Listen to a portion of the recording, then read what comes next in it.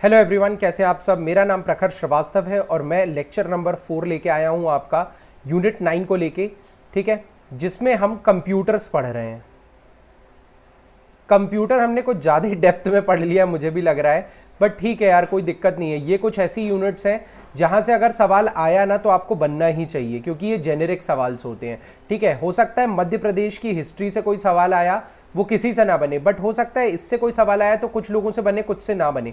तो कंप्यूटर और science unit 7 और यूनिट 9 में हमें बिल्कुल पीछे नहीं रहना है। और मुझे भी लगता है कि जितना आपको कराया जा रहा है वो ज़रूरत से तो बहुत ज़्यादा है। ठीक है, लेकिन ठीक है भाई, थोड़ा सा ज़्यादा करना भी ठीक है। 50 घंटे हम इतना भी कोई ज़्यादा नहीं कर रहे हैं। हम देखो, एक चीज़ को समझने के लिए उसके पहले वाली चीज़ को समझ रहे हैं और उसमें ज़्यादा टाइम लग रहा है। ठीक है, तो मैं चेक कर लेता हूँ कि सारी चीज़ें काम कर रही हैं कि नहीं। आई होप कि सारी चीज़ें काम कर रही हैं। आपने पूरा लेक्चर भी 3 लेक्चर हम देख चुके हैं। हमने लास्ट लेक्चर में क्या कवर अप किया था? हमने लास्ट लेक्चर में रैम के बारे में डेप्थ में पढ़ा था, टाइप्स पढ़े थे। रोम के बारे में डेप्थ में पढ़ा था, इसके टाइप्स पढ़े थे।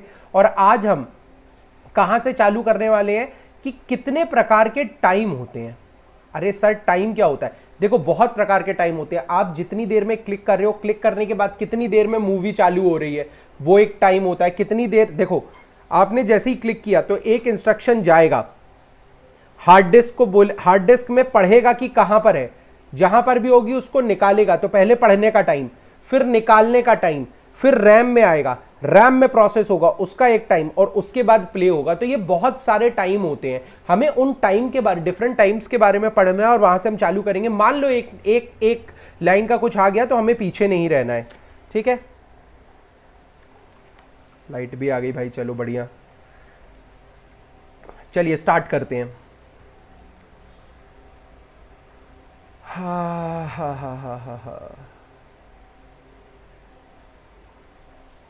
चलो, तो टाइप्स ऑफ टाइम की बात हो रही है कि कितने टाइप के टाइम होते हैं। तो हमने लास्ट लेक्चर में देख लिया था कि स्टोरेज किस तरीके से होता है। अगर आपकी एक डिस्क है तो उसमें ये फर्स्ट लेयर, सेकेंड लेयर, इस टाइप का स्टोरेज होगा। ठीक है, इस टाइप का स्टोरेज होगा। इनको क्या बोलते हैं? स्टोरेज का जो बैंड्स होते हैं उन बैंड्स को बोला जाता है ट्रैक, TRACK, ट्रैक। ठीक है, ट्रैक। और आपने सुना है ना, मैंने एग्जाम्पल भी दिया था कि जैसे एक सीडी घूम रही है तो जैसे ही आपने पुराने जमाने के इस टाइप से बजने लगता है, तो हमने अलग अलग ट्रैक, एक सीडी होती है ना, तो उसमें हम अलग अलग ट्रैक पे अलग अलग गाने स्टोर करते हैं, और जिस पे भी आप वो रख दोगे रीड होने लगेगा और गाना बजने लगेगा। ठीक है, तो अब अलग अलग ट्रैक पे अलग अलग इंफॉर्मेशन स्टोर हो सकती है, बट इससे मतलब नहीं है कितना टाइम मुझे इंफॉर्मेशन निकालने में लग रहा है। अलग अलग टाइम के बारे में हम बात करेंगे। तो सबसे देखो, पहली चीज होती है कि हिंदी इसमें नहीं होती है यूजुअली। अगर मैं इंग्लिश में स्टोरेज बोल रहा हूं तो हिंदी में भी मैं बोलूंगा स्टोरेज, लिख दूंगा स्टोरेज। बस ये याद रखो, पहला होता है seek time. Seek time, seek मतलब आपने हाइड एंड सीक खेला है। हाइड एंड सीक का क्या मतलब होता है? हाइड एंड सीक मतलब छुपन छुपाई। मतलब सीक टाइम मतलब ढूंढने में आपको कितना टाइम लग रहा है। ठीक है, एक डेटा को ढूंढने में आपको कितना टाइम लग रहा है। तो एक डिस्क होती है, बहुत अलग अलग पार्ट्स में डिवाइड होती है। ठीक है, अब इसके बाद एक ट्रैक पे ढूंढने के बाद ये दूसरे ट्रैक पे जाएगी, दूसरे ट्रैक पे ढूंढने के बाद ये तीसरे ट्रैक पे जाएगी। तो एक ट्रैक से दूसरे ट्रैक जाने में कितना समय लग रहा है, ये होता है आपका सीक टाइम। एक ट्रैक से दूसरे ट्रैक जाने में कितना समय लग रहा है। अगर कम समय लग रहा है तो जल्दी से पूरी सीडी को पढ़ा जा सकता है, लेकिन अगर ज्यादा समय लग रहा है तो नहीं पढ़ा जा सकता। एक ट्रैक से दूसरे ट्रैक जाने में कितना समय लग रहा है, ये होता है सीक टाइम। हिंदी में भी लिखा है, पढ़ लेना। ठीक है, अब अगर मैं बोलूं जैसे यहां पर आपका ये है, अब इसके बाद जब ये पूरा होगा तो इसको मैं आगे बढ़ाऊंगा, इसको मैं आगे बढ़ाऊंगा। तो कितनी स्पीड है एक स्टोरेज से दूसरे? सीडी के अंदर बहुत सारे स्टोरेज लेयर है जिसको ट्रैक बोलते हैं। ठीक है, समझ में आया? एक सीडी, उसके अंदर बहुत सारे स्टोरेज लेयर, ट्रैक। मतलब आप ये समझो कि एक सीडी है, उसमें मैंने बाहर वाले पे एक अलग पट्टी चिपकाई है, उसके अंदर वाले पे मैंने अलग पट्टी चिपकाई है, और हर पट्टी अलग अलग इंफॉर्मेशन लेके चल रही है। उसके अंदर मैंने अलग पट्टी चिपकाई है। तो इस तरीके से बहुत सारी अलग अलग प्रकार की इंफॉर्मेशन अलग अलग ट्रैक में रहती है। जैसे ये एक ट्रैक है, ये जो मैंने ग्रीन किया ये एक ट्रैक है। सिमिलरली ये वाला भी आपका ये सेकेंड ट्रैक है, मतलब अलग अलग इंफॉर्मेशन इन ट्रैक में स्टोर हो रही है, अलग अलग इंफॉर्मेशन इन ट्रैक्स में स्टोर हो रही है। ठीक है, चलिए आगे बढ़ते हैं। डेटा को पढ़ने और संग्रहित करने के लिए कितने समय के प्रकार होते हैं? तो सबसे पहली चीज होती है सीक टाइम। सीक टाइम क्या होता है? एक डिस्क को कई सर्कुलर ट्रैक में बांटा गया है, बिल्कुल समझ में आया। सीक टाइम को एक ट्रैक से दूसरे ट्रैक पर जाने के लिए रीड और राइट हेड द्वारा आवश्यक समय के रूप में परिभाषित किया गया है कि कितना समय लग रहा है मेरा एक ट्रैक से दूसरे ट्रैक में जाने में। ठीक है, अब जितना यह समय कम होगा उतनी जल्दी हम सीडी, डीवीडी या कोई भी ड्राइव को पढ़ सकते हैं। तो जितना सीक टाइम कम होगा उतनी तेजी से डेटा ढूंढा जा सकता है। बिल्कुल वही लिखा हुआ है, कोई दिक्कत है? कुछ भी, हिंदी इंग्लिश क्या? ठीक है, अब देखो, now on the next read write request we may want to read the data from track 4। पहला, सबसे पहले बोला गया ट्रैक 1 से रीड करो। ठीक है, अब मैं बोल रहा हूं ट्रैक 4, मतलब ये वाला जो ट्रैक है, ये वाला जो रेड किया मैंने, इस ट्रैक पे जो चिपकी है चीज, ये मुझे रीड करनी है। तो अब क्या होगा? अगर मैंने जैसे ही बोला ट्रैक 4 रीड करो, तो ये डिस्क यहां से खिसकती हुई यहां तक जाएगी? बिल्कुल जाएगी, जाना ही पड़ेगा। पहले तो हम जो करते थे, जो गाना बजने की पुरानी प्रोसेस आपने बड़े बड़े देखे होंगे, वो तो हाथ से होता था। लेकिन अभी कैसे हो रहा है? अभी कैसे हो रहा है? तो इसीलिए अब देखो, इन दिस केस अब ये जो 1 है, 1 से ये 4 पे मूव करेगा। तो इसको मैं बोलूंगा ट्रैक 4 का सीक टाइम इतना है, मतलब ट्रैक 4 तक जाने में 0 नैनोसेकंड, मतलब 0.2 नैनोसेकंड इस टाइप का कुछ लग रहा है। ठीक है, कुछ समय लग रहा है, तो सीक टाइम समझ में आया। दूसरा होता है डिस्क एक्सेस टाइम। दूसरा टाइम जो हमें पढ़ना है वो है डिस्क एक्सेस टाइम। अब डिस्क एक्सेस टाइम क्या होता है? देखो, इनको तो मैंने ट्रैक बोला, ये हम लास्ट लेक्चर में कर चुके हैं। वैसे ये एक ट्रैक है पूरा, एक ट्रैक को भी मैंने कुछ सेक्शंस में बांट दिया है। ये पहला सेक्शन है,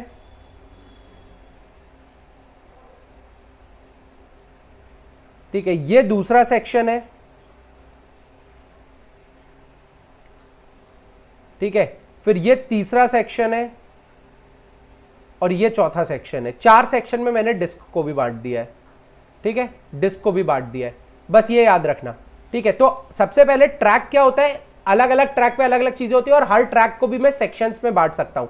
अब देखो, क्या ये बेसिकली क्या होता है, मैंने बोला कि ये मूवी प्ले करो। ये मूवी प्ले करो का क्या मतलब है? वो जाएगा, जैसे मान लो ट्रैक, अब मैंने बोला ट्रैक 3 सेक्शन 2 पे रखी हुई है आपकी मूवी, तो ट्रैक 3 कौन सा हो गया? ट्रैक 3 कौन सा हो गया? ये वाला आपका 1 है, ये बाहर वाला 1 है, ये वाला ट्रैक 2 है, ये वाला ट्रैक 3 है। ट्रैक 3 का सेकेंड पोर्शन, मतलब मैं इस पार्ट की बात कर रहा हूं, क्योंकि सेक्शन 2, ये वाला पार्ट जो है सेक्शन 2 है। ठीक है, इसके अंदर ये सारे सेक्शन 2 है। तो ट्रैक 3 का सेक्शन 2 मैंने बोला, तो ये वाले पैच की बात कर रहा हूं। हाँ सर, यही वाले पैच की बात कर रहा हूं। इसमें मूवी है, मैंने बता दिया कि मूवी निकालनी है। तो सबसे पहले तो वो कहां एक समय लगेगा आपको ट्रैक 3 तक जाने में, उसको बोलेंगे सीक टाइम। एक समय लगेगा यहां से पढ़ के इसको वापस निकालने में। एक मूवी डली हुई है ना इस सेक्शन 2 में, इसको बाहर निकालने का एक टाइम होगा, वो होता है डिस्क एक्सेस टाइम। कितने टाइम में आपने वो डेटा एक्सेस कर लिया, तो ये दूसरे टाइप का टाइम होता है। जितना तेज होगा उतना तेज कंप्यूटर होगा। तो डिस्क एक्सेस टाइम भी आप पढ़ लो। डिस्क एक्सेस टाइम मुझे नहीं लगता कि कोई बहुत बड़ी चीज है। डिस्क एक्सेस टाइम को कंप्यूटर द्वारा रीड राइट रिक्वेस्ट को प्रोसेस करने और फिर डिस्क स्टोरेज से आवश्यक डेटा को पुनः प्राप्त करने के लिए आवश्यक कुल कितना समय लग रहा है, उसको हम बोलते हैं डिस्क एक्सेस टाइम। पढ़ना और पढ़ने के बाद निकालना, ये दो प्रोसेस। पहले तो वहां तक पहुंचना पड़ेगा, उस पहुंचने के टाइम को सीक टाइम बोलते हैं। पहुंचने के बाद पढ़ा जाएगा और उसको निकाला जाएगा, उसको डिस्क एक्सेस टाइम बोलते हैं, उसको डिस्क एक्सेस टाइम बोलते हैं। और तीसरा समय होता है वापस लाने का। ठीक है, अब देखो क्या होता है, यहां से हार्ड डिस्क से डेटा निकल के कहां आएगा? ऑटोमेटिकली प्ले नहीं होता, हम 10 बार बता चुका हूं। ये आएगा रैंडम एक्सेस मेमोरी में, है ना। अब मेमोरी में भी, तो अब मेमोरी में आके ये स्टोर होगा। स्टोर होने के बाद ये यहां पे रीड और राइट होगा। यहां पे पढ़ा जाएगा या लिखा जाएगा, कुछ तो होता है, या तो है पहले से तो पढ़ेंगे, नहीं है तो लिखने का भी एक टाइम होता है। तो रीड राइट जो भी कर रहे हैं हम, सबसे पहले आखिरी में जैसे निकाल रहे हैं हम कुछ, तो रैम में आएगा और रैम के बाद मूवी प्ले होती है। मैंने पहले भी बताया था ना, अगर हार्ड डिस्क में भी स्टोर है मेमोरी तो भी वो रैम में आएगी और रैम में आने के बाद ही प्ले होगी। तो रैम में आई, अब रैम में पढ़ने का कितना टाइम है, रैम से निकलने का कितना टाइम है, उसको हम तीसरा टाइम बोलते हैं memory access time. Computer memory के साथ एक्सेस टाइम कंप्यूटर प्रोसेसर को मेमोरी से डेटा पढ़ने में लगने वाले समय के रूप में परिभाषित करता है। ठीक है, मेमोरी के एक्सेस टाइम को देखते समय इसे नैनो सेकेंड, मेगा हर्ट्ज या गीगा हर्ट्ज में नापा या दर्शाया जाता है, ये याद रखना। ठीक है, 16 बिट्स, 80, ये सब मैं बता दूंगा आपको कि ये क्या होती है बेसिकली, लेकिन आपको ये पता होना चाहिए कि रैम जितनी ज्यादा होगी उतना इजीली मूवी निकलने के बाद रैम में से पढ़ना हो जाएगा। ठीक है, तो 3 टाइप के टाइम हमने पढ़ लिए हैं। किसी को कोई दिक्कत? ये आपको नहीं पढ़ना है, मैंने आपको दे दिया, एग्जाम में कभी आएगा तो आप रीड कर लो, मैं नहीं समझा रहा हूं ये। अगली चीज आती है फ्लॉपी डिस्क। तो अब हम जो हार्ड डिस्क हमने चालू किया था टॉपिक, हार्ड डिस्क, उसको और अच्छे से जानने की कोशिश करेंगे। तो सबसे पुराने जमानों की जो हार्ड डिस्क होती है ना, पहली बात तो हार्ड डिस्क क्या होती है, इसमें डेटा स्टोर होता है। ठीक है, डेटा स्टोर होता है, लेकिन ये एक तरीके से डेटा को रखने के लिए जगह ही है। ये कंप्यूटर इसको पढ़ नहीं सकता। अगर मुझे एक फ्लॉपी को पढ़वाना है तो एक मैं फ्लॉपी ड्राइव में डालूंगा, उसमें जाएगा, समझेगा, निकालेगा, निकालने के बाद उसको रैम में लाएगा, और रैम की चीज ही कंप्यूटर प्ले कर पाता है। तो जो भी चीजें, जितनी ज्यादा रैम होगी ना उतना ज्यादा आपका काम, एक बहुत सारे काम आपके एक बार में होंगे, क्योंकि कंप्यूटर को अगर कोई भी काम करना है तो वो रैम की मदद से करता है। स्टोरेज तो हजारों टाइप के होते हैं। मान लो स्टोरेज कुछ नहीं होता है, एक ब्रिज है। मतलब मान लो कि मैंने, आपका घर है, आपकी मम्मी खाना बनाती है, ठीक है, इनके पास छोटे छोटे डब्बे गेहूं, चावल और दाल के। अब एक बोरी है, बड़ी बोरी है गेहूं की, बड़ी बोरी है दाल की, बड़ी बोरी है चावल की। आपको कभी भी जरूरत पड़ती है तो आप डायरेक्टली इसमें से निकाल के कढ़ाई में नहीं डाल देते हो, आप पहले लाओगे इसमें भरोगे, पहले लाओगे इसमें भरोगे, ये लाओगे इसमें भरोगे, और उसके बाद इन्हीं डब्बों से मम्मी निकाल सकती है, क्योंकि मम्मी की हाइट छोटी है और ये डब्बे उनके सामने रखे हैं, लेकिन ये वाले डब्बे ऊपर के फ्लोर में रहते हैं। इस तरीके से समझो। तो मम्मी कभी भी बड़े कनस्तर को या बड़े डब्बों तक नहीं पहुंच सकती हैं, उनका कोई जरिया ही नहीं है बड़े डब्बों तक पहुंचने का, वो सोच भी नहीं सकते बड़े डब्बों तक पहुंचना, उनकी रीच जो है वो छोटे डब्बों तक है। तो ये मम्मी ही कंप्यूटर है, छोटे डब्बे रैम होते हैं और बड़े डब्बे आपके हार्ड डिस्क होते हैं। जब भी किसी, हम देखो बहुत सारी चीज हम रैम में स्टोर नहीं कर सकते, हम सारा चावल रैम में स्टोर नहीं कर सकते, क्योंकि इतनी किचन में, आपके सामने किचन में इतनी जगह ही नहीं है। जो सारी जरूरी चीजें वो हमने सब सामने रख के रखी है। ठीक है, अब हमने बड़ी, वो उसका जो बैकिंग है वो हमने ऊपर के लाफ्ट में चढ़ा के रखा है। समझ में आया? ऊपर के लाफ्ट में चढ़ा के रखा है। अब ये ऊपर के लाफ्ट से निकालने का एक जरिया है, आप ही हो मान लो वो जरिया। ठीक है, जरिया है ऊपर के लाफ्ट से निकालने का, लेकिन मम्मी ये नहीं कर सकती, और मम्मी कंप्यूटर है। ठीक है, तो आपको ये चीज समझ में आई, ये जो हार्ड डिस्क होती है वो बड़े बड़े डब्बों टाइप की होती है, एक स्टोरेज डिवाइस है, उसमें डेटा स्टोर होता है। लेकिन हाँ, अगर आपको कोई डेटा प्ले करना है, यूज करना है, कंप्यूटर को पढ़वाना है, सॉफ्टवेयर यूज करने, तो आपको उसको रैम में लाना पड़ेगा और तभी चलेगा। ठीक है, ये चीज समझ में आई। तो अब हार्ड डिस्क मैं आपको ऑलरेडी समझा चुका हूं, लास्ट ये सब कुछ मैं समझा चुका हूं। अब फ्लॉपी क्या होती है? फ्लॉपी बेसिकली एक एक्सटर्नल हार्ड डिस्क बनाई गई। ठीक है, अब इसमें क्या होता था, इसमें हमने गाने रखे, फाइल्स रखी, पीडीएफ रखा, कुछ भी रख सकते हैं ना हम इसमें। इसका छोटा सा बस याद रखना है, इसकी जो स्पेस होती थी ना वो बहुत कम होती थी। मेरे हिसाब से तो ये 80 MB तक की होती थी, बस 80 MB छोटी छोटी होती थी फ्लॉपी डिस्क। फ्लॉपी डिस्क में कुछ नहीं रखा जाता था, आपके बेसिकली इंफॉर्मेशन जो आपके डॉक्यूमेंट्स होते थे ना उसके लिए यूज होती थी। फ्लॉपी डिस्क जो है मतलब ऑफिसेज में भी डॉक्यूमेंट्स के लिए यूज होती थी। ठीक है, अब इसके बाद क्या हुआ, ये 2 साइजेस में आती थी, एक आती थी 5.5 और एक 5.25, एक 5.25 और एक 3.5 इंच की। ये आप याद रखना, कोई बड़ी चीज नहीं है, सिंपल यही हिंदी में मैंने बोला है, हिंदी में ही होता है ये। अब सेकंड, उसके बाद एक लेवल ऊपर की बात करें तो जो कंप्यूटर के अंदर लगने लगी वो लगने लगी हार्ड डिस्क। हार्ड डिस्क, अब ये हार्ड डिस्क क्या होती थी याद रखना, इसमें बेसिकली ये भी हार्ड डिस्क ही है, ड्राइव ही है, लेकिन इसकी कैपेसिटी देख रहे हो 10 TB लिखी हुई है। 10 मतलब 10 टेराबाइट। 10 टेराबाइट मतलब कि आप समझ लो कि कितने गीगाबाइट, कितने मेगाबाइट और कितने किलोबाइट। ठीक है, ये तो आज की डेट में सबसे अच्छी हार्ड डिस्क में से है। ठीक है, लेकिन फिर भी हार्ड डिस्क का एवोल्यूशन हुआ, जहां पहले 80 MB की मेमोरी होती थी, हार्ड डिस्क थोड़ी बड़ी होने लगी। अब हमने पढ़ा है कि 1024 MB 1 GB के बराबर होता है। तो हार्ड डिस्क 40 GB की आती थी। जैसे जो हमारे यहाँ सबसे पहले कंप्यूटर आया था उसमें 40 GB की हार्ड डिस्क लगी हुई थी, उसमें 40 GB की हार्ड डिस्क लगी हुई थी, जो कि फ्लॉपी से जो बहुत ज़्यादा है। बट हाँ, हार्ड डिस्क कंप्यूटर में इसी में सॉफ्टवेयर स्टोर होंगे, इसी में आप गाने स्टोर कर लो, इसी में गेम डाल लो, इसी में मूवीज़ डाल लो। उस समय के लिए होती थी ये, ठीक है। अब तो 40 GB कुछ भी नहीं होता, अब तो 2.5 3 5 GB की तो एक मूवी होती है, ठीक है।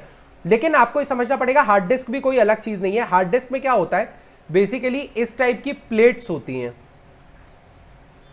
जिसको प्लैटर्स बोलते हैं, और इनमें आपकी इंफॉर्मेशन स्टोर होती है। ये जो जिगजैग है ना, ये आपकी इंफॉर्मेशन है, इनमें आपकी इंफॉर्मेशन स्टोर होती है, ठीक है। ये सब एक दूसरे से कनेक्टेड रहती है,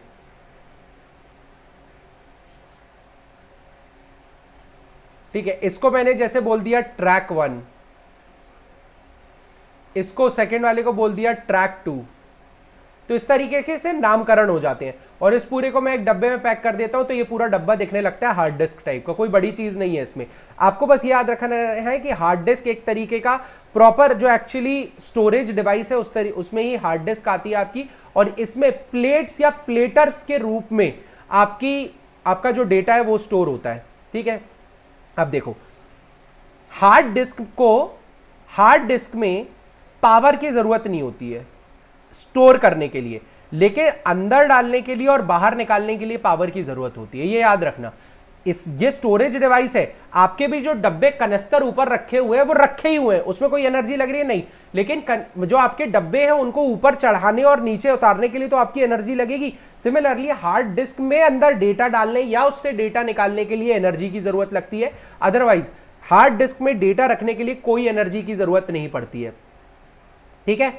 जैसे ही अब आप ये समझो कि जैसे ही पावर कटेगी तो डेटा का आदान प्रदान बंद हो जाएगा और हार्ड डिस्क काम करना बंद हो जाएगी, ठीक है। तो ये याद रखना, हार्ड डिस्क को भी पावर की जरूरत होती है, हार्ड डिस्क को भी पावर की जरूरत होती है, और वो आपके कंप्यूटर से आ जाती है। जैसे ही आप कंप्यूटर में हार्ड डिस्क फंसाते हैं ना, आपको पावर मिलने लगती है। इनफैक्ट आपकी जो hard disk, external hard disk होती है, वो भी आपकी इसी तरीके से जब तक आप फंसाओगे नहीं काम नहीं करेंगी, उनका पंखा घूमना चालू नहीं होता है, ठीक है। यह हार्ड डिस्क है।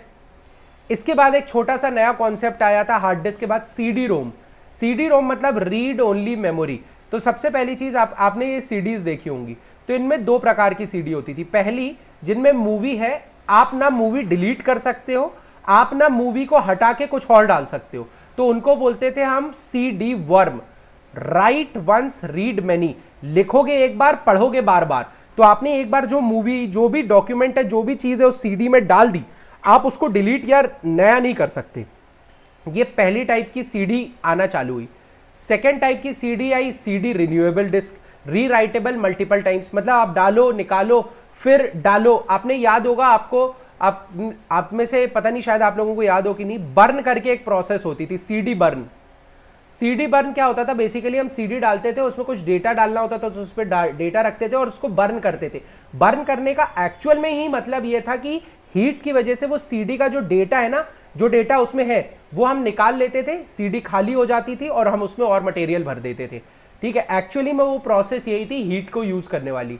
समझ में आया? तो रीराइटेबल डिस्क जो होती थी ना, रीराइटेबल में कुछ नहीं होता था, एक फिल्म लगी होती थी जो हल्की सी भी हीट में डेटा को इरेज कर देती थी। डेटा को इरेज करने के बाद वो डिस्क खाली हो जाती थी, आप उसमें भर दो, ठीक है, आप उसमें भर दो। तो यूजुअली जो सीडी डिस्क होती थी ना, उसकी कैपेसिटी 640 MB होती थी, और इसका एक बड़ा रूप भी था जिसको बोलते थे डीवीडी, ठीक है।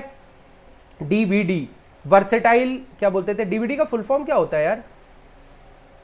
वर्सेटाइल करके डिवाइस होता था, versatile device, digital versatile device होता है शायद इसका मतलब, ठीक है। इसकी कैपेसिटी 4.7 GB होती थी। तो ये थोड़ा बहुत याद रख लेना आप, ये साइजेस आपको याद रखने। सीडी की कैपेसिटी 650 होती थी, डीवीडी की कैपेसिटी 4.5 GB के करीब होती थी, ठीक है। सीडी की 650 MB होती थी, डीवीडी उससे आप ये समझो 7-8 गुना बड़ी होती थी, ठीक है। चलो, सीडी रोम भी आपका हो गया। फ्लैश ड्राइव, या फिर हम इसको प्यार से बोलते हैं पेन ड्राइव। पेन ड्राइव, तो ये क्या होता था, ये भी हार्ड डिस्क होती है, बट ये पोर्टेबल होती है। मतलब बहुत ज्यादा जगह आपको नहीं चाहिए, आप इतनी सी पेन ड्राइव जेब में घूम सकते हो। और अब तो इतनी छोटी छोटी पेन ड्राइव्स आने लगी है जिसमें सिर्फ ये होता है, जिसमें सिर्फ ये होता है।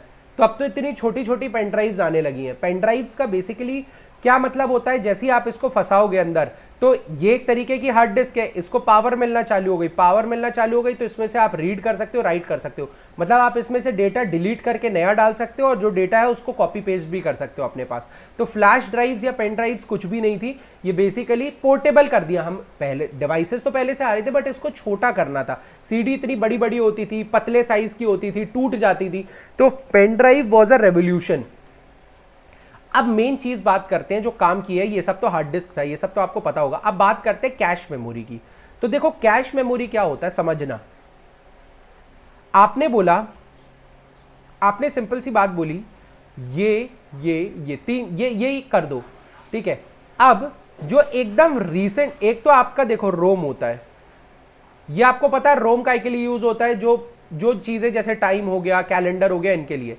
एक होता है रैम, जो डिवाइस प्ले कर सकता है, या अभी मुझे मूवी देखनी है तो मूवी रैम में प्ले होगी, लेकिन डेट कभी बंद नहीं होती, तो डेट रोम में होती है, बायोस रोम में होता है। जो भी चीजें कंप्यूटर को चलाने बंद करने के लिए जरूरी होती है वो सब रोम में होती है। जो भी फैसिलिटीज के रूप में आती है, ये कंप्यूटर की एप्लीकेशन को प्रोसेस करने के काम आती है, वो रैम होती है, ठीक है। रैम को जो डेटा मिलता है वो सेकेंडरी, ये प्राइमरी के अंदर आती है, ये आप पढ़ चुके हो, ये प्राइमरी के अंदर आती है, ठीक है, ये दोनों। अब रैम कभी कभी अपना डेटा हार्ड डिस्क से या डिस्क स्टोरेज डिवाइसेस से ले लेता है, स्टोरेज डिवाइसेस, स्टोरेज डिवाइसेस से डेटा लेता है, प्ले लेता है। स्टोरेज डिवाइसेस मतलब कि हार्ड डिस्क, इसमें से मूवी चलाएगा, गाने सुनेगा, कुछ भी कर सकता है, गेम खेलेगा, ठीक है, सब रैम पे होता है। अब इसी में एक कैश मेमोरी होती है। कैश मेमोरी का क्या मतलब होता है, जो भी चीजें इस पॉइंट पे चल रही हैं ना, जो भी इंस्ट्रक्शन, जो भी निर्देश अभी चालू हैं, उनको एक अलग मेमोरी में रख दिया जाता है। कि मान लो कंप्यूटर का यह मानना है कि मान लो 2 सेकंड बाद क्या पता फिर से यूज हो जाए, तो कैश मेमोरी एक टेम्पररी मेमोरी होती है, ठीक है, टेम्पररी मेमोरी होती है, जो अभी हम काम कर रहे हैं उनको स्टोर करके रखती है। अगर मैंने बोला गाना सुनाना है, तो गाना सुनाने की प्रोसेस को वो स्टोर कर लेगी। अब होगा क्या, जैसे ही मैं बोलूंगा, मान लो मैंने बोला, मैं आपको एग्जांपल दे रहा हूं, आपने बोला बाहुबली देखनी है, बाहुबली देखनी है, बाहुबली 1, ठीक है, आपकी हार्ड डिस्क में बाहुबली 1 डली हुई है। अब ध्यान से समझना, जैसे ही आप बाहुबली 1 पे क्लिक करोगे, आपको 3 से 4 सेकेंड लगेंगे मूवी को चालू होने में। लगेंगे कि नहीं लगेंगे, बिल्कुल लग सकते हैं, ठीक है। अब वो मूवी प्ले होने लगी, तो मूवी थोड़े समय के लिए कैश मेमोरी में चली गई। अब मैंने बंद करी और तुरंत बाहुबली फिर से खोली, तो अब 1 सेकंड में चालू हो जाएगी। क्यों? क्योंकि अब इसने हार्ड डिस्क से नहीं निकाला है, इसने एक टेम्पररी कैश मेमोरी में ही रखता है ये डिवाइस, कि कैश मेमोरी से तुरंत निकल जाती है। कैश मेमोरी से बाहर निकालना बहुत आसान होता है, ठीक है, बहुत आसान होता है। तो इसीलिए कैश मेमोरी एक टेम्पररी मेमोरी है, जो काम हो रहे हैं ना उनको स्टोर करके रखता है, कि क्या पता फिर से जरूरत पड़ जाए। और बहुत लॉजिक सी बात है, आप मुझसे तरबूज खरीदोगे तो मैं बोलूंगा, मुझे भी रहेगा यार, हो सकता है कि दोबारा खरीद ले, तो मैं इसका तरबूज अलग से निकाल के रखूंगा।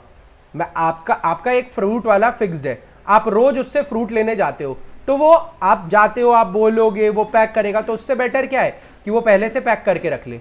आप आए, ठीक है, आप आए, आपने स्कैन किया, पे किया और तुरंत चले गए। तो ये प्रोसेस कितनी फास्ट नहीं हो गई। सिमिलरली एक टेम्पररी इजी एक्सेसिबल मेमोरी में, जहां से आसानी से सामान निकाला जा सकता है, उस मेमोरी में अभी होने वाले काम हम रख देते हैं, और उसको बोलते हैं कैश मेमोरी, ठीक है। कैश मेमोरी से निकालना सबसे आसान और सबसे जल्दी निकलता है, क्योंकि ये एकदम प्रोसेसर के पास होती है। तो cache memory is the memory which is nearest to the CPU. All the recent instructions are stored into the cache memory.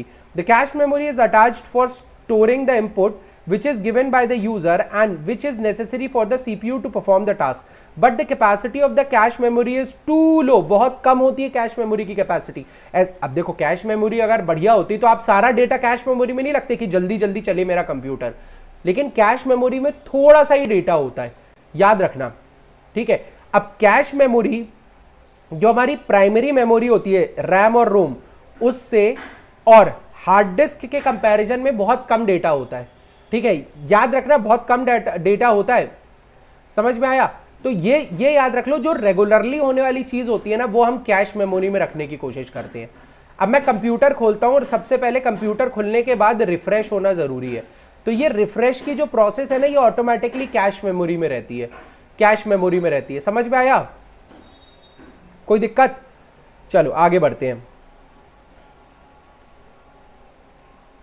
Cache memory क्या होती है ये सब मैंने बता दिया है, ठीक है। अब कैश मेमोरी बेसिकली क्या होता है कि कैश मेमोरी बहुत तेज काम करती है, इसलिए उसमें जो जरूरी और दोबारा रिपीटेटिव चीजें हैं ना वो हम कैश मेमोरी में रखते हैं, ठीक है। सबसे ज्यादा तेज चलने वाली मेमोरी होती है ये, इसमें कोई दिक्कत तो नहीं है, बिल्कुल ठीक है। अब कैश मेमोरी की इंपॉर्टेंस क्या होती है? कभी भी आपको डेटा की ज्यादा जरूरत होती है, जैसे मैं बोलूं, जैसे मैं आपको बताऊं हॉस्पिटल्स में जो पेशेंट्स की पीडीएफ फाइल होती है ना वो कैश मेमोरी में रखी जाती है। अगर कोई ढंग का हॉस्पिटल है तो, अगर उसको ये सब चीजें पता हो तो। आधे से ज्यादा हॉस्पिटल तो नहीं करते, बट हाँ जैसे मैंने कई जगह देखा है, बड़े बड़े हॉस्पिटल, राम मनोहर क्या बोलते हैं, Lohia hospital, RML hospital Delhi में, वहां मैंने ये देखा था। और इसके अलावा जैसे मैंने हीरानंदानी मुंबई में ये देखा है, जो वहाँ के टेक्नीशियंस होते हैं ना वो ये करते हैं कि हॉस्पिटल में पेशेंट्स की जो हिस्ट्री होती है ना वो कैश मेमोरी में रखते हैं, कि मान लो कोई इमरजेंसी सिचुएशन आए तो तुरंत इनका डेटा निकाला जा सके, तुरंत इनका डेटा सट से निकाला जा सके, 1 सेकंड की भी देरी ना हो, ठीक है। ये चीज समझ में आई? चलो आगे बढ़ते हैं। अब ये तो रिकॉर्डेड लेक्चर है तो समझ में आए ना आए मुझे पता भी नहीं चलेगा।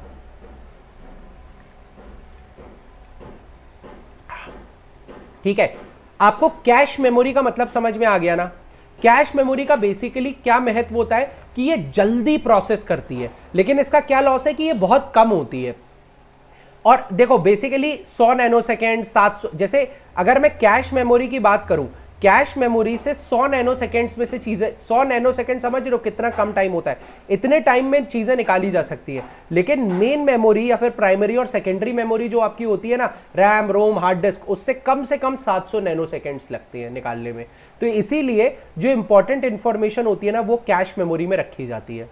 तो कैश मेमोरी में की तुलना में कम एक्सेस समय लगता है और यह मुख्य मेमोरी से तेज होता है। कोई भी दिक्कत है, आप फील कर पा रहे हो कि नहीं कर पा रहे हो, यह बहुत ज्यादा जरूरी चीज है। अब अगला कॉन्सेप्ट आ जाता है वर्चुअल मेमोरी का, तो वर्चुअल मेमोरी भी मैं आपको समझा देता हूं। देखो ये आने वाले समय का कॉन्सेप्ट है, अभी भी यूज हो रहा है बट ये आने वाले समय का कॉन्सेप्ट है। देखो वर्चुअल मेमोरी क्या होता है, आपके पास 2 मेमोरी है, प्राइमरी उसमें आएगी आपकी रैम, रोम, और इसमें मान लो आ गई आपकी हार्ड डिस्क। इतनी ही कैपेसिटी है आपके पास। और कैश ले लो, कैश मेमोरी। इसके अलावा कहीं मेमोरी स्टोर तो हो नहीं रही है, जो भी स्टोरेज है यहीं पर है, लेकिन आपको मान लीजिए कोई और जरूरत पड़ती है, कहीं और से जरूरत पड़ती है, तो मैंने अपने कंप्यूटर को एक दूसरे कंप्यूटर से लिंक करके रखा है इंटरनेट की सहायता से। अब मान लीजिए मैंने यहां पर बाहुबली 1 स्टोर करके रखी है, मान लीजिए ये गूगल ड्राइव है, गूगल ड्राइव किसी और की हार्ड डिस्क है, मेरी हार्ड डिस्क नहीं है, किसी और की हार्ड डिस्क है, वो गूगल की हार्ड डिस्क है, लेकिन वर्चुअली मैंने अपना डेटा स्टोर करके रखा है। जैसे आपने डिजी लॉकर सुना होगा, डिजी लॉकर आपके इंपॉर्टेंट डॉक्यूमेंट्स रखने के लिए यूज होता है, लेकिन अगर आप एक पीडीएफ इत्तू सा भी रख रहे हो कहीं, तो कहीं ना कहीं स्टोर हो रहा है, वो स्टोरेज तो है कहीं। वो किसका स्टोरेज है? आपका तो है नहीं, आपने तो बस मस्त अपलोड कर दिया, वो आपके फोन में तो है नहीं। मैं आपको बता रहा हूं क्यों, कैसे पता चलेगा। आपने बेसिकली अपने फोन से अपलोड किया, जैसे ही आपने अपने फोन से अपलोड किया, अपलोड हो गया। अगर आपके फोन में, लेकिन वही चीज आप किसी दूसरे के फोन में भी देख सकते हो। आपने लॉगिन किया डिजी लॉकर में, आपके डॉक्यूमेंट्स दिख रहे हैं। अगर आपका इस फोन में स्टोर होता, अगर आपका मेरे फोन, आप चलो मान लो आप और मैं सामने खड़े, मेरे फोन में स्टोर होता तो आपके फोन में कैसे दिखता? नहीं दिखता ना, क्योंकि ये तो यहां स्टोर है। तो कोई ऐसी चीज है जो मेरे फोन से कनेक्टेड है और आपके फोन से भी कनेक्टेड है, जैसे मान लो गूगल ड्राइव है, तो मैंने अपना डेटा वर्चुअली यहां रखा है, आप वर्चुअली डेटा निकाल रहे हो। समझ में आया? तो इसको बेसिकली अब समझो क्या होता है। Virtual memory is a method of using computers hard drive to provide extra memory for the computer. अब देखो क्या होता है, मैं आपको बता रहा हूं कि अभी क्या कॉन्सेप्ट था, अब क्या कॉन्सेप्ट है, समझो। देखो ध्यान से समझना, एक चीज आप सब जानते हो, कंप्यूटर से हो, साइंस से हो, नहीं हो, आपको सबको पता है कि रैम जितनी ज्यादा होगी उतना बढ़िया होगा, है ना? बिल्कुल होगा। जगह इतनी है तो क्यों ना मान लो हार्ड डिस्क है मेरी 100 जीबी की, रैम महंगा आता है, ये याद रखना। हार्ड डिस्क जो स्टोरेज डिवाइस है ना वो सस्ते आते हैं, जो एक्सेस डिवाइस है ना वो महंगे आते हैं। कहो रैम आपकी 3,000 रुपए की आ रही हो, मतलब मान लो कि 8 जीबी, और हार्ड डिस्क आपकी 3,500 रुपए में 1 टीबी आ जाएगी, मतलब 8,000 जीबी आ जाएगी। आप समझ रहे हो रेट्स का क्या डिफरेंस है। तो मैंने बोला चलो रेट्स का डिफरेंस एक काम करते हैं, थोड़ा सा और व्यवस्था दे देते हैं। मैंने बोला ये 100 जीबी में से 98 जीबी मैंने नॉर्मल स्टोरेज टाइप की ली है, और 2 जीबी मैंने ऐसी ली है जो रैम की तरह, अगर खाली, वैसे तो स्टोरेज में यूज होगी लेकिन अगर खाली है तो ये रैम की तरह भी काम कर सकती है। तो आप कह सकते हो कि ये एक तरीके की वर्चुअल मेमोरी है। आपने अपना डेटा इसमें हार्ड डिस्क में लेके रखा है, हार्ड डिस्क की 2 जीबी में लेके रखा है। आजकल जो फोन्स आ रहे हैं उसमें आपने देखा होगा, जैसे इस फोन है, आपने एक्सपेंडेबल मेमोरी का नाम सुना होगा। एक्सपेंडेबल मेमोरी कुछ नहीं है, 6 जीबी रैम है और 128 जीबी का फोन है। तो अब मैं 128 जीबी में से 4 जीबी ऐसा होता है जो मैं रैम की तरह भी यूज कर सकता हूं। तो इफेक्टिव मेरी असली में रैम 6 जीबी है, लेकिन वर्चुअल रैम मेरी 4 है और टोटल रैम मेरी 10 जीबी हो गई। समझ में आया। हार्ड डिस्क का वो पार्ट जो मैं रैम की तरह भी यूज कर सकता हूं उसको वर्चुअल मेमोरी बोलते हैं। अब देखो, segments of the memory are stored in hard drive known as pages. Hard drive में जो, मतलब देखो क्या होता है, जैसे मान लो रैम है, रैम का अगर कोई मटेरियल हार्ड डिस्क में स्टोर हो रहा है वर्चुअल मेमोरी की तरह, तो उसको हम बोलेंगे पेजेस। पेजेस, ठीक है, पेजेस। समझ में आया। अब इसमें बहुत सारी चीजें होती हैं, अब समझो क्या होता है, अलग अलग टर्म समझो। अब इसमें क्या होता है, रियल एड्रेस। अब देखो रैम में तो है नहीं आपका मटेरियल, आपका मटेरियल हार्ड डिस्क का एक छोटा सा पार्ट है जो रैम की तरह काम कर रहा है, वहां पर है। तो आपके कंप्यूटर को ये हार्ड डिस्क नहीं समझ में आती, ये मैं आपको पहले बता चुका हूं, हार्ड डिस्क समझ में नहीं आती। तो वो क्या करेगा, हम कंप्यूटर को कोई एक छोटा सा एड्रेस देंगे, ठीक है। तो कंप्यूटर इस एड्रेस पे जाएगा और इस एड्रेस में लिखा होगा यहां का एड्रेस। तो फिर ये यहां से डेटा निकालेगा और यहां से डेटा निकाल के एकदम से प्ले करेगा। समझ में आया आपको, ये चीज समझ में आई। तो रैम में हम ज्यादा स्टोर नहीं कर सकते क्योंकि छोटी होती है रैम, लेकिन रैम में मैंने एक एड्रेस, एक पूरे 1 जीबी की मूवी की वजह से 0.00000001 जीबी का एड्रेस डाला है, बस एड्रेस डाला है, बस। जैसे ही एड्रेस डाला, रैम यहां पे जाएगी, निकालेगी और ले आएगी, ठीक है। अब आप कई लोग समझ रहे होंगे हार्ड डिस्क को, पूरी हार्ड डिस्क को रैम क्यों नहीं कर देते जब इतना तेज चलती है। तो याद रखो, मैग्नेटिज्म के कॉन्सेप्ट पे ये डेटा अंदर बाहर होता है। अगर मैंने पूरे कोई रैम बना दिया ना तो 10 लाख से ज्यादा के से महंगा हो जाएगा आपका कंप्यूटर, ये याद रखना। हार्ड डिस्क, स्टोरेज वाली जो डिस्क होती है ना वो बहुत सस्ती होती है, और रैम वाली जो डिस्क स्पेस होती है ना वो बहुत महंगी होती है, क्योंकि उसमें मैग्नेटिक ज्यादा होता है। मैग्नेटिक की वजह से क्या होता है ना, मैग्नेटिक ये डेटा ट्रांसफर करने में हेल्प करता है। तो मैग्नेटिज्म जितना ज्यादा, उतना ज्यादा डेटा ट्रांसफर, उतना ज्यादा स्पीड से डेटा ट्रांसफर। और मुझे स्पीड ही तो चाहिए। अब मैंने 80 जीबी में बहुत सारे गाने, मूवी लगा के रखे हैं, मुझे क्या मतलब, रखे रहने दो। मुझे सिर्फ उस एक मूवी से मतलब है जो मैं अभी देख रहा हूं, या उस एक गाने से मतलब है जो मैं अभी प्ले कर रहा हूं। समझ में आया।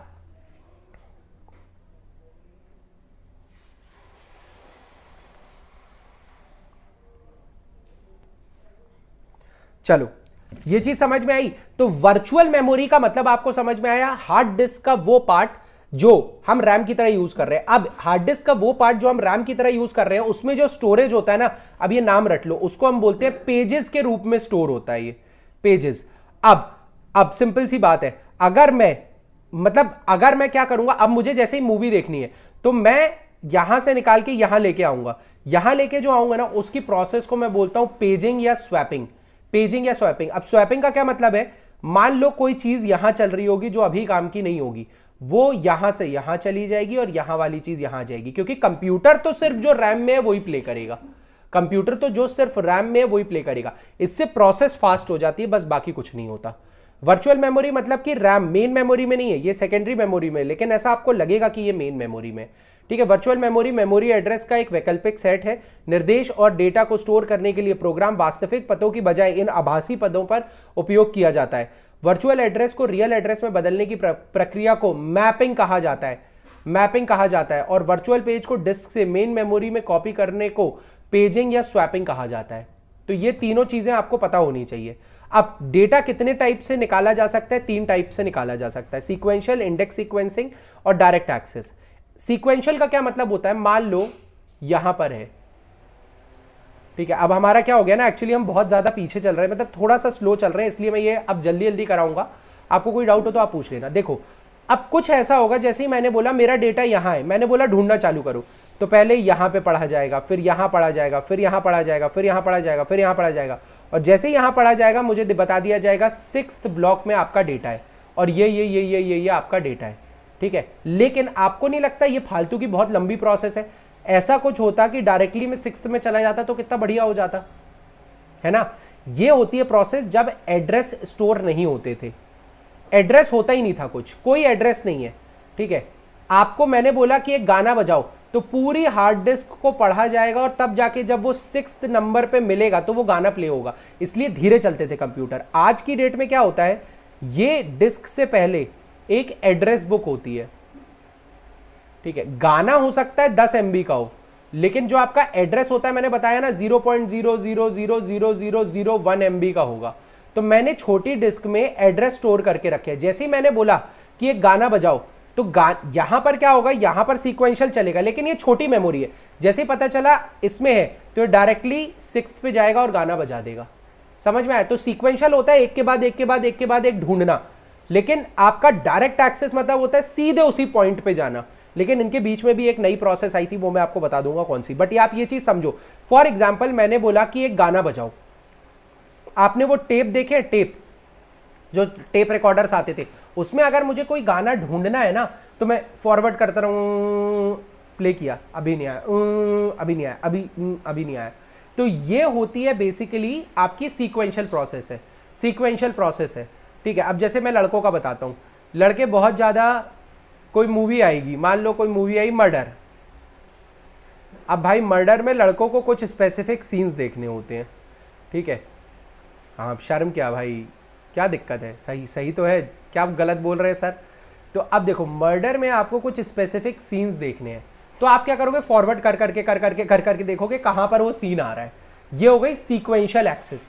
लेकिन अगर मैंने टाइम स्टैम्प्स दे दिए नीचे कि पहले के 10 मिनट में ये होगा, अगले 10 मिनट में ये होगा, अगले 10 मिनट में ये होगा, अगले 10 मिनट में ये होगा, और फिर उसके अगले 10 मिनट में पूरा कलाकारी होगी जो आप देखना चाहते हो, तो ये कलाकारी तक डायरेक्टली पहुंचना मेरे लिए पॉसिबल है।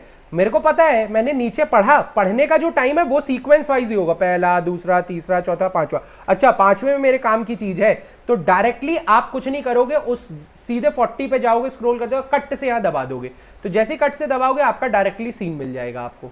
समझ में आया? तो सीक्वेंशियल मतलब एक के बाद एक के बाद एक ढूंढना, लेकिन डायरेक्ट एक्सेस मतलब कि अगर मुझे एड्रेस पता है तो डायरेक्टली मैं उस पते पे पहुंच सकता हूं, ठीक है। तो इसीलिए इसीलिए इसीलिए एक होती है डायरेक्ट एक्सेस, एक होती है सीक्वेंशियल एक्सेस। क्या इसके जब ये आया था ना, तो डायरेक्ट एक्सेस इतना आसान नहीं था, तो इसके बाद एक और प्रोसेस हुई। मान लो ये खूब सारी चीजें हैं,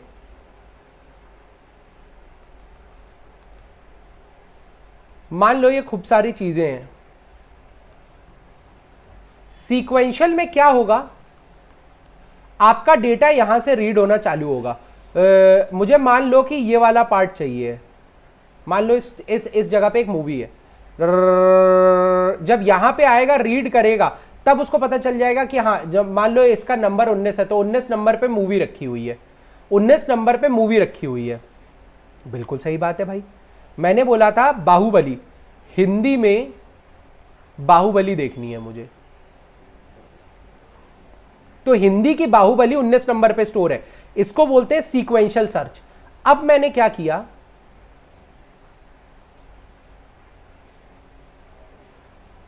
इंडेक्सिंग कर दी। इंडेक्सिंग का क्या मतलब है, देखो कैटेगराइजेशन कर दिया मैंने।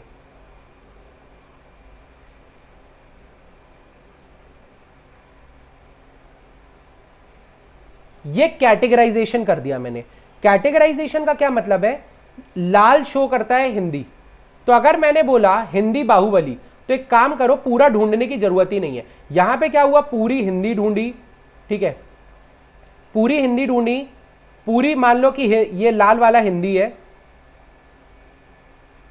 कुछ गड़बड़ हो गया क्या, नहीं ये कर लो, ब्लू वाला हिंदी है, हिंदी ढूंढी थी ना, हिंदी ब्लू वाला था, ठीक है, हिंदी है, ये इंग्लिश है, ये तेलुगु है और ये तमिल है। ये 4 टाइप की पिक्चरें मैं देख रहा हूं। जैसे ही मैंने बोला हिंदी तो वो यहां नहीं, यहां नहीं, यहां हिंदी में आ गया, उसने 3 सर्च में ही हिंदी पे पहुंच गया और चौथी सर्च में वो इस पे पहुंच जाएगा। तो 4 सर्चेस लगेंगी और सीधे मैं इस डेटा तक पहुंच जाऊंगा। आपको नहीं लगता 4 बार ढूंढने का समय बहुत कम होगा? और इसके ऊपर कितने हैं, मान लो ये 19 है, तो यहां पर आपको 18 बार चीजों को पढ़ना पड़ा, 18 बार चीजों को पढ़ना पड़ा, तब जाके आप 19वें पे पहुंचे। यहां पर आपको सिर्फ 3 को पढ़ना पड़ा, 1 2 3। जैसे ही हिंदी मिली, चौथा आपने पढ़ा, सबसे ऊपर वाला ही तो स्लॉट था, तो हाँ 4 चीजें पढ़ने पे मैं सीधे हिंदी बाहुबली पे पहुंच जाऊंगा। अब सीक टाइम कम हो गया कि नहीं? यही तो होता है सीक टाइम, ढूंढने का जो टाइम है इसी को तो सीक टाइम बोलते हैं। वहां तक पहुंचने का जो टाइम है उसी को तो सीक टाइम बोलते हैं ना। इस केस में सीक टाइम कम हो गया। तो आपका जो सबसे पहला सीक्वेंशियल एक्सेस होता था उसमें बहुत ज्यादा सीक टाइम लगता था। सेकंड क्या हुआ? सेकंड हमने इंडेक्सिंग करी, तो इसको बोलते हैं इंडेक्स मेथड। इंडेक्स मेथड से स्टोर करना चालू किया तो टाइम और कम हुआ। इंडेक्स सीक्वेंशियल मेथड हो गया कि मैंने अलग अलग इंडेक्स बना दिए जैसे आपकी बुक में होते हैं और उसके बाद मैंने सीक्वेंस में लगा दिया। ठीक है, ये पढ़ लेना जिसको पढ़ना है, मुझे नहीं लगता कि कोई बहुत जरूरी है, समझ लिया ना, ये एग्जाम में काम आएगा। ठीक है, और तीसरा होता है डायरेक्ट एक्सेस मेथड कि आप डायरेक्टली उस पॉइंट पे पहुंचे। मैंने यहां पर बताया आपको कि मुझे हिंदी देखनी है, हिंदी बाहुबली देखनी है, तो इस केस में आप कुछ नहीं करोगे, आप सीधे यहां से जंप करके यहां तक आ जाओगे, सीधे जंप करके यहीं तक आ जाओगे, एक बार में पहुंच जाओगे। तो इसलिए डायरेक्ट एक्सेस में और कम टाइम लगता है। ठीक है, और कम टाइम लगता है। तो जो डायरेक्ट एक्सेस होती है ना, हार्ड डिस्क जो होती है ना, वो डायरेक्ट एक्सेस होती है। जैसे ही आपने बाहुबली पे क्लिक किया, अब ऑब्वियसली टाइम कम लग रहा है तो आपकी हार्ड डिस्क भी वैसे ही बनाएंगे जिसमें कम टाइम लगे। तो आपने जैसे ही बाहुबली दबाया तो डायरेक्टली ये इस नोड पे पहुंच जाती है, एक सेकेंड, डायरेक्टली ये इस नोड पे पहुंच जाती है।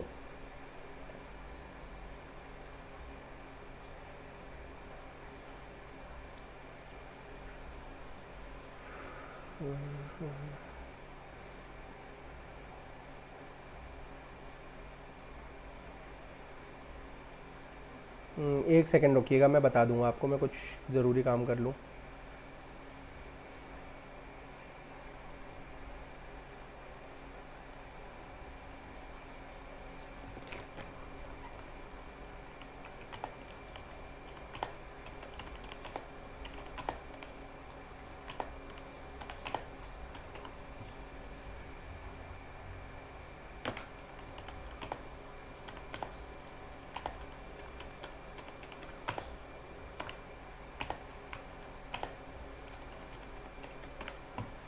एक्चुअली आपकी जो क्लास अभी होने वाली है ना, लाइव क्लास, ये मैं एक दिन पहले रिकॉर्ड कर रहा हूँ, मतलब 4th लेक्चर 3rd के पहले रिकॉर्ड हो रहा है, तो मुझे अभी भेजना पड़ेगा।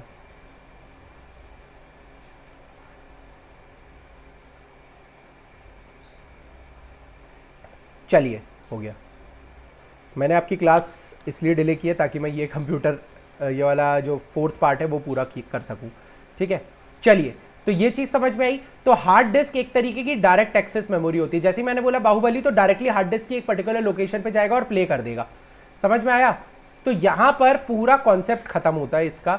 अब छोटे छोटे कॉन्सेप्ट आते हैं हार्डवेयर। हार्डवेयर कुछ नहीं होता, 2 टाइप की चीजें होती है। एक कंप्यूटर होता है, उसमें कुछ सॉफ्टवेयर होते हैं और कुछ हार्डवेयर होते हैं, है ना। हार्डवेयर जैसे जिसको आप छू सकते हो ना, वो हार्डवेयर होता है। माउस हो गया, कीबोर्ड हो गया, सीपीयू हो गया, सीपीयू के अंदर मदरबोर्ड लगा रहता है, रैम लगी रहती है, मॉनिटर लगा रहता है। इस रैम में कुछ प्रोग्राम स्टोर होते हैं, वो प्रोग्राम आपके सॉफ्टवेयर होते हैं। तो हार्डवेयर मतलब जिस भी चीज को आप छू सको, हार्ड हो जो। सॉफ्टवेयर मतलब आप जिस चीज को छू ही ना सको। ठीक है, अब सबसे पहले हार्डवेयर में हम पढ़ लेते हैं मदरबोर्ड के बारे में। तो देखो, मदरबोर्ड आपका क्या बोल सकते हैं, रीढ़ की हड्डी होता है। रीढ़ लिखा होगा कहीं की हड्डी, इसको रीढ़ की हड्डी बोला जाता है। क्यों? क्योंकि ये एक्चुअली दिमाग है कंप्यूटर का। यहां पर आपका रैम लगता है, ठीक है, यहां पे आपकी हार्ड डिस्क भी आपकी यहीं पे कनेक्ट होगी। ठीक है, आपकी मेन मेमोरी, कैश मेमोरी, ठीक है, आपके पेन ड्राइव स्लॉट्स, सब कुछ यही रहेगा। हार्ड इस पूरे सिस्टम में जो भी चीजें होती हैं वो सब मदरबोर्ड से कनेक्टेड होती है, आपकी पावर भी मदरबोर्ड से कनेक्टेड होती है, ठीक है। आपका इनपुट रोम, रैम, हार्ड डिस्क सब कुछ मदरबोर्ड से कनेक्टेड रहती है, ठीक है। तो ये याद रखना, मदरबोर्ड ही रीढ़ की हड्डी और दिमाग है कंप्यूटर का। मदरबोर्ड खराब होता है तो आपका सिस्टम ही बंद हो जाता है, ठीक है। मदरबोर्ड एक तरीके से कनेक्टर का काम करता है, मतलब आपका लैपटॉप, आपका मॉनिटर है, लेकिन मॉनिटर पे मैंने कीबोर्ड से कुछ लिखना है, तो मैंने यहां पर के दबाया तो स्क्रीन पे कैसे के लिख के आया, सिर्फ और सिर्फ मदरबोर्ड की वजह से होता है ये। यहां से जैसे ही मैंने के दबाया, मदरबोर्ड पे आपका कीबोर्ड कनेक्टेड है, तो के दबाया तो इसने इंफॉर्मेशन भेजी मदरबोर्ड को कि के लिख के दिखाना है। जो आपका मॉनिटर कनेक्टेड है वहां पे सिग्नल जाएंगे कि के दिखाओ। तो ये जो चिप होती है ना, बेसिकली मदरबोर्ड होता है, यही दिमाग होता है। मदरबोर्ड खराब तो कोई भी चीज का कनेक्शन नहीं है।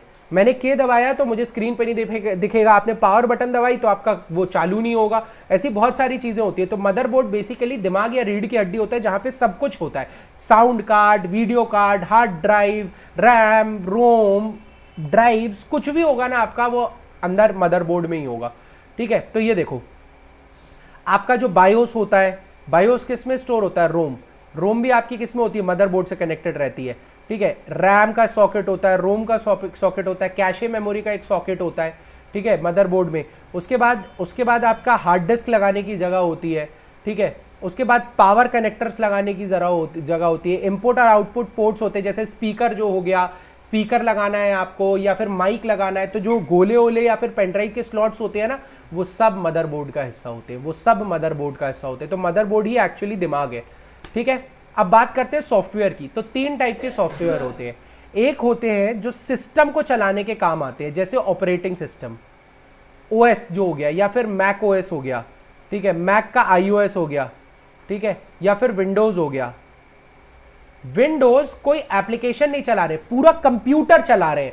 जैसे विंडोज हो गया आपका, एंड्रॉइड हो गया आपका, ठीक है, लाइनेक्स हो गया आपका, जावा हो गया आपका, मैक ओएस हो गया आपका। ये कुछ ऐसे हैं जो सिस्टम सॉफ्टवेयर है, जो पूरे सिस्टम को चलाने के काम आते हैं। आप सबसे पहले क्या करोगे, हार्डवेयर लाओगे, उसको मदरबोर्ड से कनेक्ट करोगे, उसमें पावर दोगे। अब क्या करोगे, आपको प्रोग्राम्स बना के डालने हैं कि ऐसा होगा तो ऐसा करो, ऐसा होगा तो ऐसा करो, ऐसा होगा तो ऐसा करो, ऐसा होगा तो ऐसा करो। वो प्रोग्राम आपने काय में स्टोर किए, रैम में, रोम में, हार्ड डिस्क में, जो भी हो। वैसे तो रोम में होते हैं, रैम में होते हैं, वो कहीं पर भी हो, मैंने स्टोर किए, ठीक है। अब मैं बाकी सारी चीजें अगर मुझे करनी है तो सबसे पहले विंडोज डली जाना जरूरी होती है। तो सिस्टम सॉफ्टवेयर कुछ नहीं करता है, सिस्टम को जगाता है, सिस्टम को काम करने के काबिल बनाता है। और जब वो काम करने के काबिल बन जाता है तो फिर हम एक्स्ट्रा चीजें, जैसे कोई गेम डाल लिया, कोई मूवी डाल ली, कोई प्लेयर डाल लिया, ऐसी चीजें जो एक कंप्यूटर को चालू करने की जरूरत के लिए जरूरी होती है, वो सिस्टम सॉफ्टवेयर के अंदर आती है, वो सिस्टम सॉफ्टवेयर के अंदर आती है, ठीक है। सिस्टम सॉफ्टवेयर 2 टाइप के होते हैं, ऑपरेटिंग सिस्टम और लैंग्वेज ट्रांसलेटर, ठीक है। अब ऑपरेटिंग सिस्टम क्या करता है, चालू करके देता है, किसी को भी चालू करके देता है, एक कंप्यूटर को चालू करता है। और लैंग्वेज क्या करता है, आपको कंप्यूटर से बात करने में हेल्प करता है। आपने लिखा PRAKHAR, उसको PRAKHAR नहीं समझ में आएगा। जब मैंने P दबाया तो कंप्यूटर को ये नहीं पता चलेगा P दबाए, उसको कोई कोडिंग पता चलेगी 10004109, उस कोड पे P होगा तो वो P लिखेगा। समझ में आया? तो ये तीनों हमारी हेल्प करते हैं। मैं PRAKHAR लिख रहा हूं तो उसको एक कोड क्या बताए, जैसे मैंने PRAKHAR लिखा, कंपाइलर में जाएगा, कंपाइलर उसको एक कोड में बदलेगा, वो कोड कंप्यूटर की उसमें जाएगा, आपके माइक्रो प्रोसेसर में जाएगा या आपके मदरबोर्ड में जाएगा। मदरबोर्ड में जाके वो प्रोसेस होगा, क्योंकि हाँ कंप्यूटर को समझ में आती है वो भाषा, प्रोसेस होगा और वो जाएगा वर्ड फाइल में, जाएगा वर्ड फाइल में जाके PRAKHAR लिखेगा। ये सब कितनी लंबी, आपने P दबाया और वहां लिख जाता है, लेकिन इसके पीछे ये पूरी प्रोसेस हो रही है, वो चीज समझना जरूरी है। तो काम, अब मैं कंप्यूटर लाया, कंप्यूटर को मैंने रॉ मटेरियल खरीदा, रॉ मटेरियल खरीदने के बाद उनको मदरबोर्ड से जोड़ा, पावर दी, पावर देने के बाद मैं ऑपरेटिंग सिस्टम डालूंगा उसमें और लैंग्वेज ट्रांसलेटर्स डालूंगा कि मैं और कंप्यूटर बात कर सके। अभी कोई सॉफ्टवेयर नहीं है, तो ऑपरेटिंग सिस्टम में आपका क्या आ जाएगा, मैक iOS आ जाएगा, ठीक है, विंडोज आ जाएगा, यूनिक्स आ जाएगा, लाइनेक्स आ जाएगा, उबुंटू आ जाएगा। ये सब आपके ऑपरेटिंग सिस्टम है जो कंप्यूटर को ऑपरेट करने में हेल्प कर रहे हैं। अब एक बार ऑपरेट करने का सिस्टम आपने डाल दिया तो आपको लैंग्वेज ट्रांसलेटर भी डालना है, जो बेसिकली मेरी भाषा को या आसान या इंसानी भाषा को कंप्यूटर की भाषा में बदल दे। बिल्कुल सही बात है। आप प्रखर लिखने के लिए 100476 तो नहीं लिखोगे, आप PRAKHAR लिखोगे, वो आपको ज्यादा आसान पड़ता है। पानी चाहिए यार।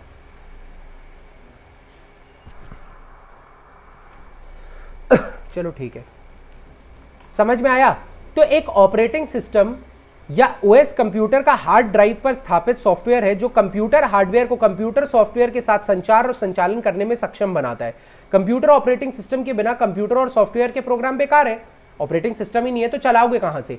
आपका जो हार्ड डिस्क में जो एप्लीकेशन का सॉफ्टवेयर है, मान लो आपका वीएलसी मीडिया प्लेयर है जो आपकी मूवीज प्ले करता है, लेकिन इसको और इसको यहां वापस लाने के लिए एक ऑपरेटिंग सिस्टम की जरूरत होती है। वो सिस्टम नहीं है तो वीएलसी भी नहीं चलेगा। आपका अगर कंप्यूटर बैठ गया तो आप वीएलसी स्टोर नहीं कर सकते या कॉपी पेस्ट तक नहीं कर सकते। आप जो चीज अंदर फंस गई है वो फंसी रह जाएगी। कंप्यूटर को ऑपरेटिंग सिस्टम होना मांगता है, जब तक ऑपरेटिंग सिस्टम नहीं होगा तब तक कंप्यूटर चलेगा नहीं। तो ऑपरेटिंग सिस्टम दो टाइप के होते हैं, एक CIU एक GIU। CIU कौन सा होता है? बेसिकली उसमें सिर्फ कीबोर्ड होता है, कीबोर्ड की हेल्प से आप ऊपर नीचे करते हो, जो पुराने जमाने में या बायोस जो होता है ना वो इसमें होता है। उसमें ये होता ही नहीं है, माउस होता ही नहीं है। तो CIO यानी character user interface. Character user interface, character user interface में क्या होता है? बेसिकली यूनिक्स हो गया, MS DOS हो गया, इसमें माउस काम नहीं करता। आपको टाइप करके ही आगे बढ़ना है, आपको टाइप करके ही अगली चीज होगी। लेकिन आज की डेट में ग्राफिक्स यूजर इंटरफेस GUI का जमाना है, जिसमें हमारा माउस भी आता है, जॉयस्टिक भी आती है, माइक भी आता है, बहुत सारे वे हैं जिसमें मैं इंपुट दे सकता हूं। यहां पर सिर्फ और सिर्फ आप कीबोर्ड के थ्रू इंपुट दे सकते हो। आज की डेट में ग्राफिक यूजर इंटरफेस में मैं फोन्स हो गया या फिर आप समझो कि डिजिटल मीडिया से भी मैं आपको मैंने कहीं और बैठ के मैं कहीं भी कमांड दे सकता हूं। समझ में आया? तो ये बहुत सारी चीजें होती है। ऑपरेटिंग सिस्टम हो गया, सिंगल और मल्टी कुछ भी नहीं हो इसमें, तो आप कर लो, कुछ नहीं है इसमें।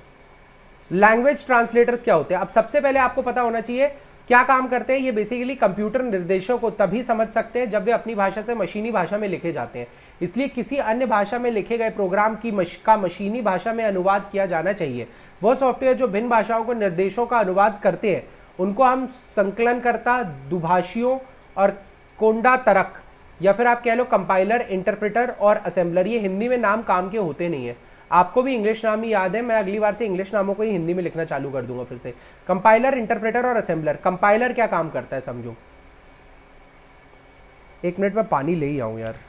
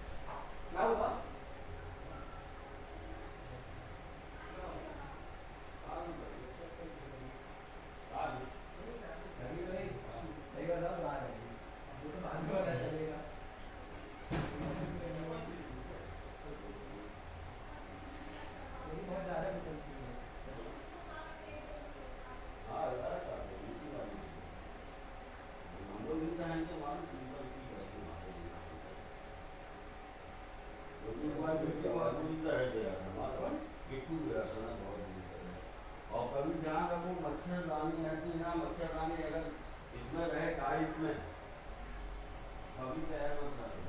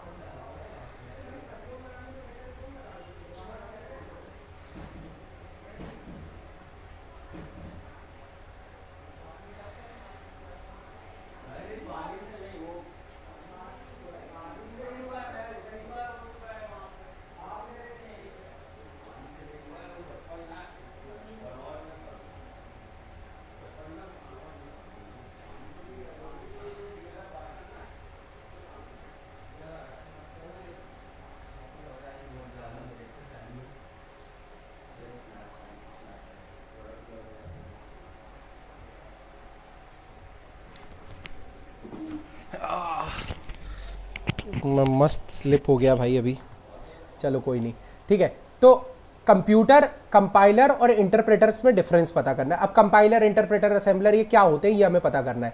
तो कंपाइलर क्या होता है, बेसिकली एक कंप्यूटर, मतलब एक बेसिकली एक प्रोग्राम होता है जिसमें ऐसा कोड लिखा जाता है, ठीक है, जो बेसिकली जैसे मान लो मैंने लिख दिया, अगर के आए तो 10 लिखो, एल आए तो 12 लिखो, एम आए तो 13 लिखो। एक मैंने कोड लिखा है ऐसा, तो जैसे ही मैंने प्रखर लिखा PRAKHAR, तो इसके लिए कोड लिख दिया जाएगा 1014243929 भी कैसे आ सकता है, 26 ही लेटर है ना।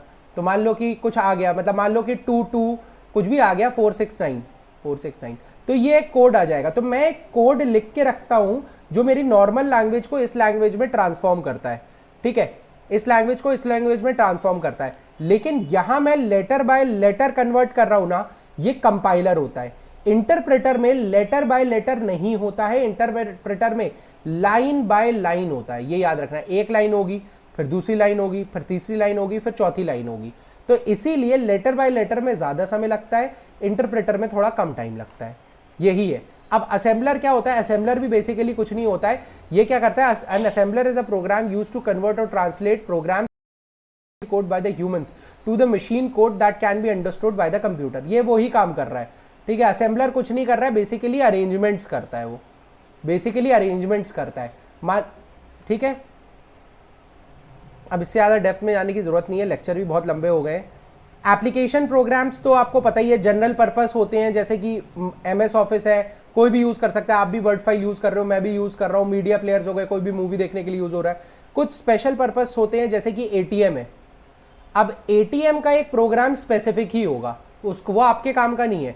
बैंकिंग में बेसिकली बैंकिंग के सॉफ्टवेयर एक पर्टिकुलर काम करते हैं। आप जाओगे उनकी स्क्रीन ही अलग दिखेगी, आपको नॉर्मल स्क्रीन जैसा दिखेगा ही नहीं, आपको वो स्क्रीन ही एकदम अलग दिखेगी। आप कहीं ऑनलाइन एग्जाम देने गए हो अगर कभी, तो ऑनलाइन एग्जाम के लिए अलग प्रोग्राम बनते हैं, उसमें आप जाओगे तो आपका एक लॉगिन और एक पासवर्ड मांगेगा, उसके अलावा कुछ भी नहीं खुलेगा। लॉगिन और पासवर्ड मांगेगा, उसके अलावा कुछ भी नहीं खुलेगा, ये स्क्रीन में कुछ खुलेगा ही नहीं, आपको सिर्फ लॉगिन और पासवर्ड दिखा रहेगा। आपको लॉगिन पासवर्ड मिलेगा, आप पेपर दो और जाओ, ठीक है, उसमें कोई और खुलेगा ही नहीं। तो आपका पूरा प्रोग्राम ही ऐसे रन करता है, ठीक है। एप्लीकेशन प्रोग्राम्स है। यूटिलिटी कुछ नहीं होता यार, जैसे कि मान लो कि बहुत ज़्यादा डिस्क भर गई, तो डिस्क को क्लीन करने के लिए कुछ होता है, टाइम दिखाने के लिए कुछ बहुत बढ़िया बढ़िया घड़ी होती हैं, थीम्स होती हैं, ठीक है, थीम्स होती हैं, एंटीवायरस होता है। तो ये आपके काम के सॉफ्टवेयर नहीं है, ये बेसिकली आपको काम करने में हेल्प करने वाले सॉफ्टवेयर है, तो इसलिए इनको यूटिलिटीज बोला जाता है, इसलिए इन्हें यूटिलिटीज बोला जाता है। कुछ सॉफ्टवेयर होंगे जो आपको बेसिकली स्पीड बढ़ाने में काम करेंगे, कुछ सॉफ्टवेयर होंगे जो आपके लैपटॉप की बैटरी बचाने में काम करेंगे, तो इनको बोलते हैं यूटिलिटीज, ठीक है। ये मेरा काम नहीं कर रहे हैं, इनको बस मैं बोलूंगा यूटिलिटीज, ठीक है, इनको मैं बोलूंगा बेसिकली यूटिलिटीज। समझ में आया?